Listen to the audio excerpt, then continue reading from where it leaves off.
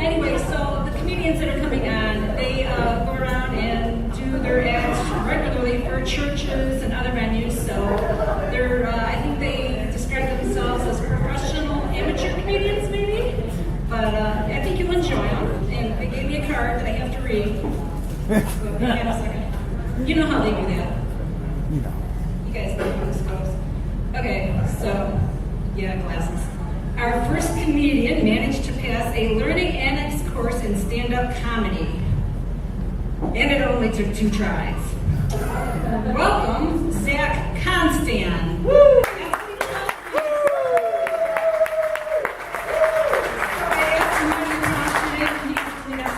We'll believe them. They say they're funny. We're going to take their word for it. But here, you can decide for yourselves. I know. Getting heckled by the MC, everybody! Yeah! Okay. I'm just finding out how much time I got. This is as far as I go, people. You're safe. You're in the front row. Wow. It's good. This is a splash show, so I'm glad nobody's in the front row. You got some barrier. Okay. I like to start off this way. Give me a B! B! Give me a B! B! Give me a B! B! What's that spell? Come on, you know that. Okay, all right. I'm the first comedian on stage. So my job, aside from all that stuff, my job is to make sure that you know it's okay to laugh. So it's okay. All right, now, first let me hear from the parents in the crowd. Let me hear y'all. Come on. You know, almost all my material is about my kids because they're ridiculous. And so if you are, if you don't have kids, that's fine. You can still laugh because they're ridiculous. If you do have children, you can laugh because misery loves company. Right? Okay. So when you're a parent, sometimes, you want the best for your kids. What you do is you tend to watch them because you're looking for, what are their talents, what are their skills, things you can kind of encourage. Do I want to spend that $200 on the tutu or something? Yes, because they really want it. So, I'm watching my kids, and my daughter, I think she's got potential as an actress. I really think she's got, the skills and natural ability. She's very enthusiastic. She's very outgoing. She is loud, does not require a microphone.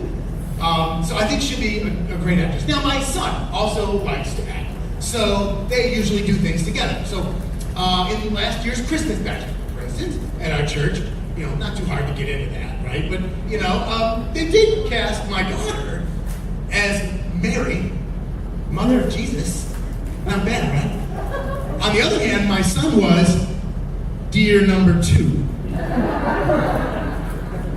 Okay, he made the most of that role, though. I'd like to point that out. Okay, so that's really exciting. Now, they enjoyed that so much. They decided to do, like a community theater this past March. So they went in and they had to audition and do the whole thing. The director was really impressed with my daughter. She's like, hey, you got some real skills. So she said, you know what? I'm going to cast you as the evil queen. This is not typecasting, okay? She's not actually, but this is a big role. It's a big role. She literally got her own ovations and everything. It was a big deal. So my daughter, evil queen. My son, elf number 2. So when it comes to, what they're destined for, what their skills are, I'm afraid my son has the destiny of being number 2. In the best possible way, people, not the other ways, okay? They're number 2. But, so they're really, really good at this stuff. Now, of course, when you're a parent, you have your child, and it's very, very exciting. And then when they start to talk, it's very exciting. But there's this period when they're talking, and it's clearly not English. You know what I mean? So I had my first child, and after a while, I'm like, when did this kid spend a year in Paris? Did I get a French baby by mistake, or what? So it just doesn't make any sense. After a while, they start to come out with words that are kind of English. And so I have actually a little game I'd like to play called, What Does That Actually Mean? Which I'm sure every parent has played at some point, right? So I have a series of words that my children have said, and you guys get to guess what does it actually mean? So if you think you know, just yell it out, okay? I'll start with pretty easy ones. Fuffins. Clearly muffins, right? But I said muffins. Anyway, scabetti. Okay, most kids say spaghetti, right? I thought they did. Scabetti. All right. Let's see. Root knacks. It's fruit snacks. My daughter was the master of this weird pig Latin where she just dropped the first letter of every word. So root knacks. It's kind of Scooby-Doo-ish, but anyway. Okay, let's see. What else we got? See, you know all these things until you get up here. Don't worry, I got grip notes, man. I'm good. I don't want to give up the easy ones, the good ones. Oh, this is so good. Badraff. It's giraffe. Badraff. To this day, we make fun of her for that. Yeah. Poochikis. Yeah, that's Poochikis, right? Only that's more Polish, apparently. Poochikis! That seems clear. Okay, for the star, hot pants. Hippopotamus.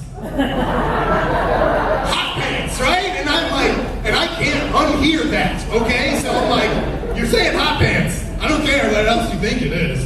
It's hot pants, guys. All right, so the kids, man, they love this stuff. So, I mean, after a while, they finally get the words, right? And they're speaking English words. But the sentences don't make sense still. You probably had that experience. So, what I'm going to do is a little segment that I like to call Things My Children Have Actually Said. And I've written these down specifically because I didn't want to get them all wrong.